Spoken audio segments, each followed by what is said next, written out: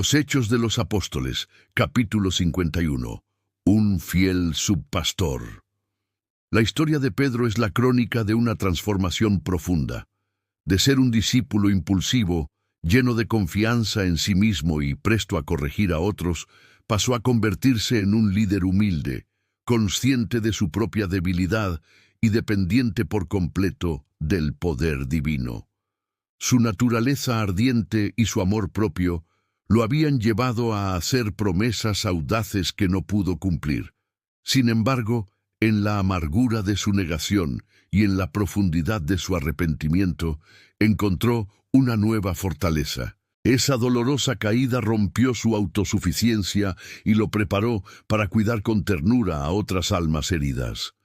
Comprendió en carne propia la fragilidad humana y la infinita paciencia de su Maestro. Cristo, al restaurarlo junto al mar, no le preguntó por su valentía ni por su sabiduría, sino por su amor. Con la triple pregunta ¿me amas?, le enseñó que el amor es la única y esencial condición para ser un verdadero pastor del rebaño. Aquel que había tropezado tan estrepitosamente fue levantado para fortalecer a sus hermanos. La restauración de Pedro implicó una obra doble, una misión que definiría el resto de su vida.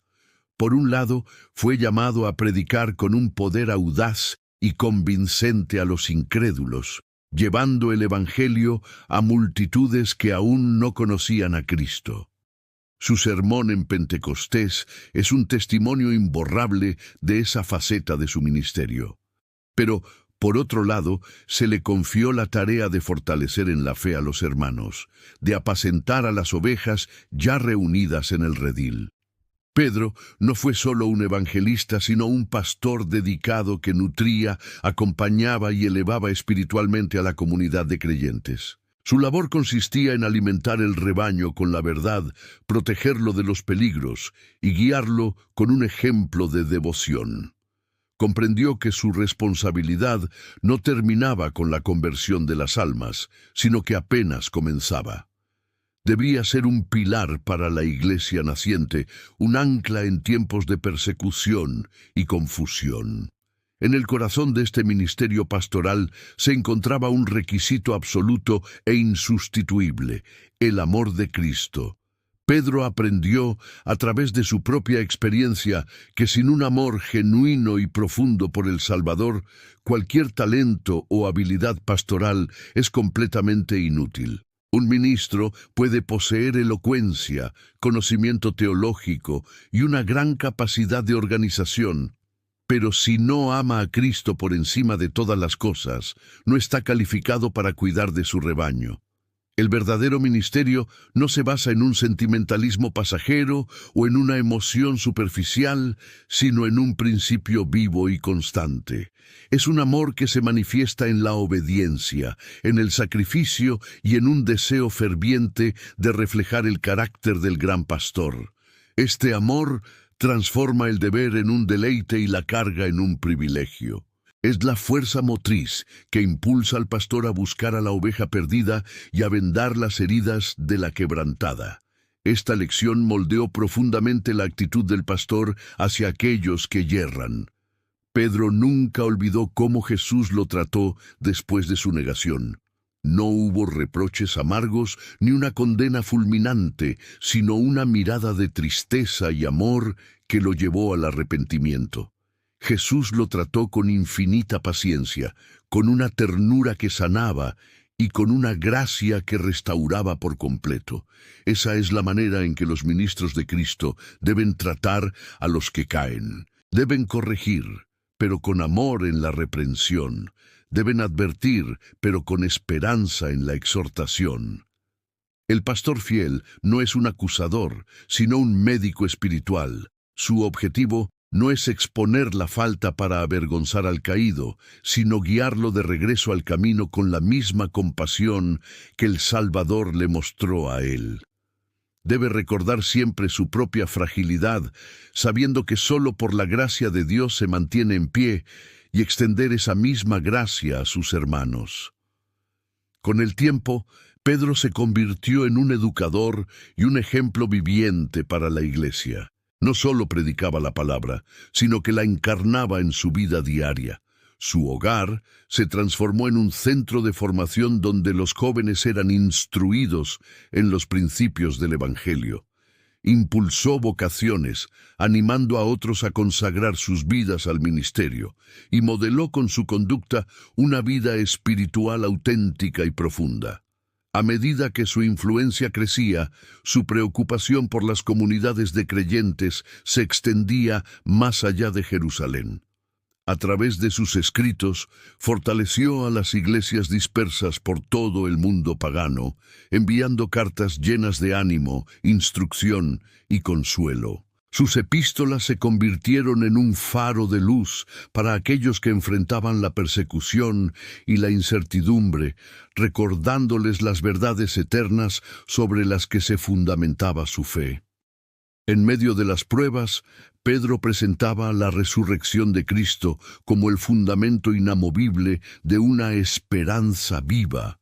No se trataba de un optimismo vago, sino de una certeza anclada en un evento histórico y divino. Cristo había vencido a la muerte. Esta verdad confería a los creyentes una herencia incorruptible, incontaminada e inmarcesible, reservada en los cielos. Por eso podían soportar las pruebas y aflicciones con gozo, porque su mirada no estaba fija en las dificultades del presente, sino en la meta final, la salvación eterna de sus almas. Entendían que el sufrimiento temporal era un preludio de la gloria venidera. Esta esperanza no era una evasión de la realidad, sino la fuerza que les permitía enfrentar la realidad más dura con una perspectiva celestial, sabiendo que su redención final estaba asegurada por el poder de Dios. Con esta esperanza como telón de fondo, Pedro hacía un llamado urgente a la santidad. Instaba a los creyentes a ceñir los lomos de su entendimiento, es decir, a guardar la mente y los sentidos de las influencias corruptoras del mundo. La vida cristiana exigía una disciplina mental y espiritual constante. Les advertía que no debían conformarse a los deseos que tenían en su vida pasada de ignorancia. La conversión implicaba una ruptura radical con los antiguos patrones de pensamiento y conducta.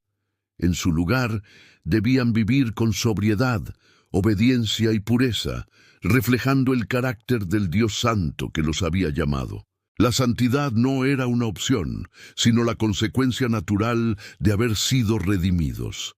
Era un llamado a ser diferentes, a vivir de acuerdo con un estándar celestial en medio de una cultura terrenal. Esta vida santa estaba arraigada en su nueva identidad en Cristo. Pedro les recuerda con palabras majestuosas: «Mas vosotros sois linaje escogido, real sacerdocio, nación santa, pueblo adquirido por Dios». Ya no eran definidos por su pasado o por su estatus social, sino por su relación con el Creador. Habían sido sacados de las tinieblas a su luz admirable con un propósito específico: anunciar las virtudes de aquel que los llamó. Su vida misma debía ser una proclamación del carácter de Dios ante un mundo pagano. Cada acto de bondad, cada palabra de verdad, cada gesto de amor era una forma de testificar sobre la gracia transformadora del Evangelio. Eran embajadores de un reino celestial y su conducta debía ser digna de su rey. Esta identidad tenía implicaciones prácticas en su relación con las autoridades y la sociedad. Pedro les instruía a someterse a toda institución humana por causa del Señor, ya fuera al rey o a los gobernadores. Esta sujeción civil no significaba una aprobación ciega de la injusticia, sino un testimonio de su carácter pacífico y ordenado. Debían vivir una vida honesta entre los gentiles, de modo que, aunque fueran criticados o calumniados, sus buenas obras hablaran por sí mismas y glorificaran a Dios. La mejor defensa contra la hostilidad del mundo no eran los argumentos verbales, sino una conducta ejemplar e irreprochable. Estaban llamados a vencer las críticas y los prejuicios, no con represalias, sino con una bondad perseverante que demostrara el poder del Evangelio para transformar vidas. Pedro no ocultaba la realidad de las pruebas y aflicciones. Sabía que el camino del creyente estaría marcado por el sufrimiento. Sin embargo, presentaba estas dificultades no como una tragedia, sino como un crisol. A través del dolor, Dios purifica y fortalece a sus hijos, así como el oro es refinado por el fuego. Las pruebas no son un castigo, sino una disciplina amorosa diseñada para capacitarnos para la misión. Revelan nuestras debilidades, nos despojan de la autosuficiencia y nos fuerzan a depender más plenamente de Dios. Cada dificultad, cada persecución, era una oportunidad para que la fe se volviera más genuina y robusta, preparándolos para un mayor grado de utilidad en el servicio de Dios y para la gloria eterna que les esperaba. Finalmente, Pedro dirige un consejo especial a los líderes de la iglesia, a los ancianos que compartían con él la responsabilidad pastoral. Les ruega, como anciano y testigo de los sufrimientos de Cristo, que apacienten el rebaño de Dios. Este pastoreo debía ejercerse no por obligación, sino voluntariamente, no por un deseo de ganancia deshonesta, sino con un corazón dispuesto. Les advierte enérgicamente que no deben dominar al rebaño como si fueran señores, sino inspirarlo siendo ejemplos vivos de humildad, amor y devoción. El verdadero liderazgo espiritual no se impone, sino que atrae, y para aquellos que sirvieran fielmente, les prometía una recompensa gloriosa. Cuando aparezca el príncipe de los pastores, recibirán la inmarcesible corona de gloria. Así como Pedro fue transformado por el amor de Cristo, también nosotros estamos llamados a ser luz en medio de un mundo desafiante.